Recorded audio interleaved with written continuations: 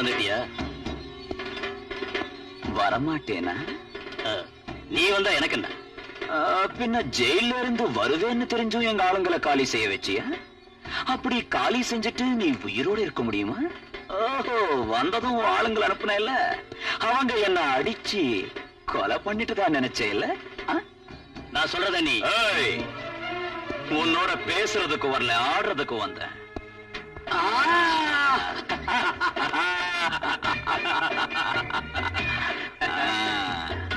1 2 3 1 2 3 4. இந்த தாயாட்டத்துல என் கை சுத்தி திரும்பி நடுவுல வர்றதுக்குள்ள எங்க ஆளுங்க அவங்க வீட்டுல இருக்கணும். இல்ல இந்த வீட்டு அக்கு வேற ஆணி வேறையா பேத்து பிளாட் ஆக்கிடுவேன். இங்க கட்டு சினிமா தியேட்டர். எனக்கு சம்பந்தப்பட்ட போன் தவிர வேற போன் பண்ணா, வாசலை தாண்டி ஒரு அடி வெளியில வச்சா மர்டர் செய்யறத உன்கிட்ட இருந்து ஆரம்பிக்க வேண்டி வந்துடும். ஜாக்கிரதை.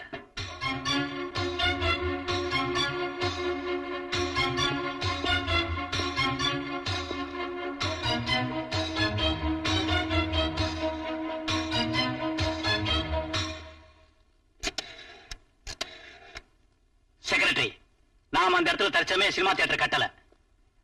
அவங்க குடிசைகளை அவங்களுக்கே தந்துடு. நான் சொல்றதை செய்யறியா இல்லையா?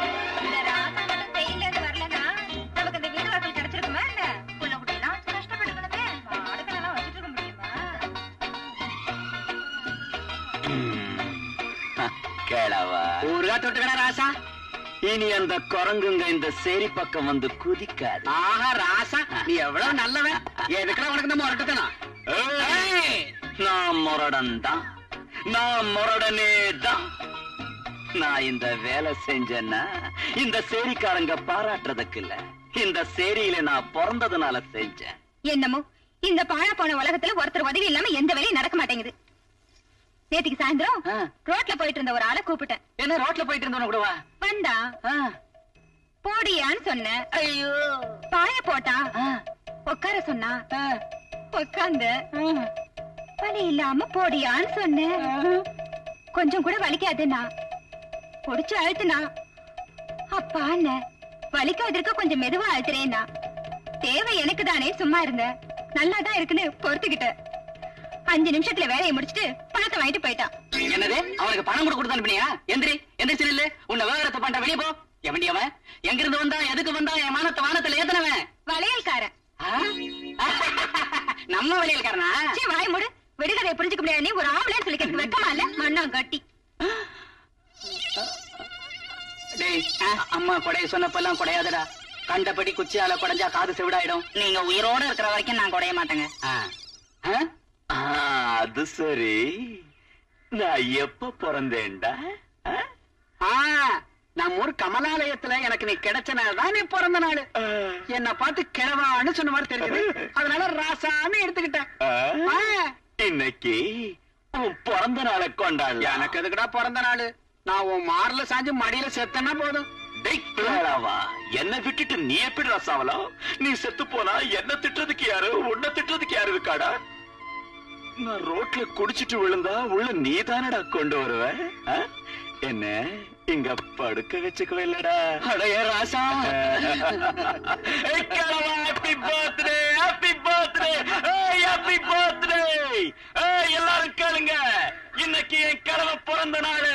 எல்லாரும் ஆடணும், பாடணும். நீங்க பேசினது என் கல்யாண சம்பந்தம் நான் நினைக்கிறேன். ஆமா, பையன் வெஸ்ட் ஜெர்மனில பெரிய தொழிலதிபர். சொர்க்கத்துக்கே ராஜாவா இருக்கலாம். கட்டிக்க வேண்டிய என்ன கேட்காம நீங்களே ஒத்துக்கிறது அநாகரிகம். அப்பாவுக்கு பொண்ணு மேல அந்த சுதந்திரம் கூட இருக்காதா? என் வாழ்க்கையில எனக்கும் சுதந்திரம் உண்டு. அந்த சுதந்திரத்தோட தான் சொல்றேன். நேத்து நாளைக்கு நானும் கோவிந்தும் கல்யாணம் பண்ணிக்க போறோம். அப்பாவும் உங்க ஸ்தானத்தை காப்பாத்திக்கணும்னா பெரியவரா எங்க கல்யாணத்தை கிட்ட இருந்து நடத்தினா நல்லது. எத்தனை வாட்டி சொல்லு, பட்டிச்சேலை கட்டிக்கன்னு சொன்னா பழைய பருத்தி புடவை கட்டிக்கிறேன்னு சொல்லு. அவன உனக்கு தெரியாது. நீ ஆஸ்திக்காக உன் பின்னால சுத்திக்கிட்டு இருக்கான். நீ ஒரு பஞ்ச பராரினா உன்னை விரும்புவானா? Come on, tell me.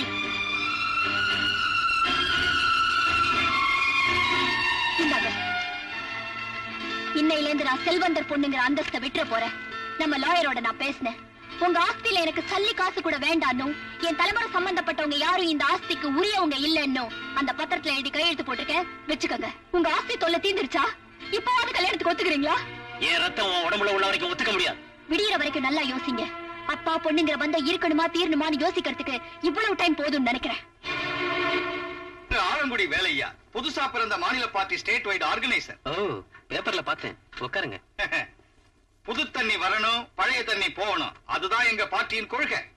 N policy கூட அதாங்க. பாருங்க, ஸ்டேட் லேபர் யூனியன் பூரா உங்க கையில இருக்கு. அதனால எங்க பார்ட்டியில முக்கியமான இடத்தை ஏற்படுத்தணும்னு எங்க ஆதரவாளர்கள் தீர்மானிச்சிருக்காங்க. எங்க பார்ட்டி சார்பில் நீங்க விஜயபுரம் தொகுதியில வேட்பாளரா நிக்கணும். மன்னிச்சிருங்க வேலையா சார், எனக்கு பதவிகள் விருப்பம் இல்ல. என் பாட்டன் முப்பாட்டன்லாம் தொழிலாளியாவே பிறந்து வாழ்க்கையை முடிச்சுக்கிட்டாங்க. நான் அப்படி ஒரு வம்சத்துல இருந்து வந்திருக்கேன். நீங்க எம்எல்ஏ ஆயிட்டா இன்னும் நல்லா சேவை செய்யலாம் இல்லீங்களா?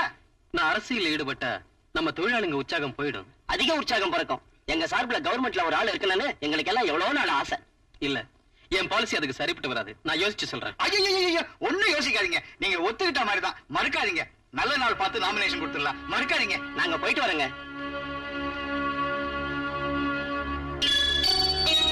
எங்க இப்படி பரப்பிட்ட? நான் வர வேண்டிய இடத்துக்கு. என்ன கோவிந்த், அப்பா இனி நம்ம கல்யாணத்துக்கு ஒத்துக்குவாருங்கிற நம்பிக்கை எனக்கு இல்ல. அதனால அவரோட இருந்த உறவை விட்டுட்டு வந்துட்டேன். இனிமே உங்க வீடுதான் என் வீடு. என்ன நீ பேசுற? அவர் ஆஸ்தி, அவர் அந்தஸ்து நம்ம கல்யாணத்துக்கு தடையா இருக்குங்கிற எண்ணத்துல அது எதுவும் வேண்டான்னு எடுத்து சொல்லிட்டு அந்த வீட்டை விட்டு நான் வந்துட்டேன். நீ ஆஸ்தி வேண்டான்னு வந்தது தப்புன்னு நான் சொல்லல. நீயும் வேண்டான்னு வந்துட்டு அவர் என்ன அவர் சொல்லு. அதுலயும் அவர் தனி மனிதர். ஆஸ்தி மத்தவங்க கைக்கு போய் உனக்கு பிரயோஜனம் இல்லாம போயிடும். நீயும் லட்சியங்களை நம்புறவ. ஆஸ்தி உன்கிட்ட இருந்தா ஏழைங்களுக்கும் தொழிலாளிகளுக்கும் உதவி செய்யலாம்ல. லட்சியங்களை நிறைவேற்றுறதுக்கு அப்பாவோட ஆஸ்தி தான் தேவையா கோவிந்த்? ரெண்டு பேரும் சேர்ந்து உழைச்சா சாதிக்க முடியாதா? எப்ப இருந்தாலும் நான் உனக்கு சொந்தம், நீ எனக்கு சொந்தம். அதுக்குள்ள ஏன் அவசரப்படுற சுஜி? இந்த முக்கியமான காரியத்தை லேட் ஆக்க கூடாது. இன்னைக்கு கோவிலுக்கு போய் நம்ம கல்யாணம் செஞ்சுக்குவோம். இவ அவங்கிட்ட போயிட்டா மட்டும் அவன் எனக்கு மாப்பிள்ளை ஆயிடுவானா? இந்த ஊரு மயானத்துல இன்னும் 2 நாளைக்குள்ள அவனை சாம்பல் வைக்கிறேன். இது என்ன பல்படி பப்ளிசிட்டியாங்க? மாடியில இருந்து கத்துறீங்க. டேய், என்னடா அது? ஒரு துவாரத்துல வைக்க வேண்டியதை இன்னொரு துவாரத்துல வைக்கிற. அதுல விஷயம் என்னன்னா, இவ்வளவு ரகல நடந்ததுக்கு அப்புறம் அவனை யாரு என்ன செஞ்சாலும் அது உங்க தலைக்கு வந்துடும். வரட்டும்னு நான் அப்புறமா கவனிச்சுக்கிறேன். அதை நீங்க முந்தைய கவனிக்கிற வழியை நான் சொல்றேன். என்ன சொல்றேன்? அந்த கோவிந்த் நம்ம கண்ணுல தூசினா அந்த ரவுடி ராஜா நம்ம கால புத்திர முள்ளு. அதனால அந்த கோவிந்த் மேல ரவுடி ராஜாவை ஏவி விட்டா பாம்பும் சத்துரும், கம்பும் உடைஞ்சிரும். அவன் நம்ம பேச்சை எடுத்துக்குவானா? பணத்துக்காக எந்த வேலைனாலும் செய்யலாங்கிறதுக்காக பட்டம் வாங்கியிருக்கான். வெக்கத்தை எடுத்து பக்கத்துல வச்சிருங்க, பழம் பெருமையை மறந்துருங்க. அவ்வளவுதானே. நான் நினைச்சா அது முடிஞ்சு போயிடும். ரேட் என்ன? நீ கேட்கிறத தர. உன் ஆஸ்தி எல்லாம் வேணும். அதனால ஐயா கிட்ட பிசினஸ்ல கரெக்டா பேச்சு வச்சுக்கணும். தர்றேன்னு திமுறா சொன்னா வேண்டியதை கேட்டுடுவேன். நீ ரீசனபிளா என்ன வேணும்னு கேளு, தர. 10,000 அட்வான்ஸ், 10,000 ஃபைனல். அது நம்ம பிசினஸ். All right.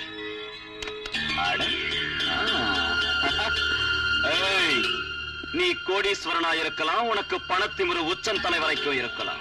ஆனா என் வீட்டுக்கு உன் வேலை விஷயமா வந்திருக்க, என் எதிரில நீ ஒரு பிச்சைக்காரன். மரியாதையா அந்த பணத்தை எடுத்து என் கை மேல வச்சு மன்னிக்கணும்னு கேளு. கேளு. சாரி, வாங்கிக்க. மறுபடியும் அவங்க சந்திக்க கூடாது. சந்திப்பாங்க, ஆனா காதல் பத்தி பேச்சு இருக்காது.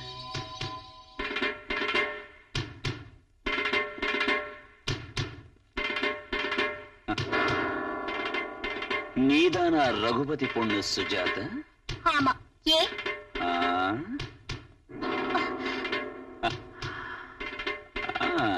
லேபர் லீடர் கோவிந்த் இல்ல? அது இருக்கட்டும், நீ யாரு?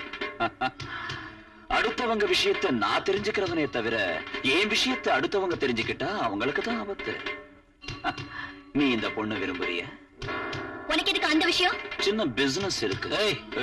உங்களோட எங்களுக்கு பிசினஸ் என்னடா? போட வழிய. அடி சேக்க. வா வாடி. எங்க எங்க கூட்டிக்கிட்டு போறனோ அங்க. என்ன செய்வ? ஃபைட் பண்ணுவியா? நான் ரெடி. அப்பெல்லாம் பலம் இருக்கிறவனுக்கு தான் பொண்ணும் பொருளும். நீ ஜெயிச்சா நீ வச்சுக்கோ, நான் ஜெயிச்சா நான் வச்சுக்கிறேன். எப்படி இருக்கு பாரு? என் பிசினஸ் கொஞ்சம் ஆபத்தா தான் இருக்கும்.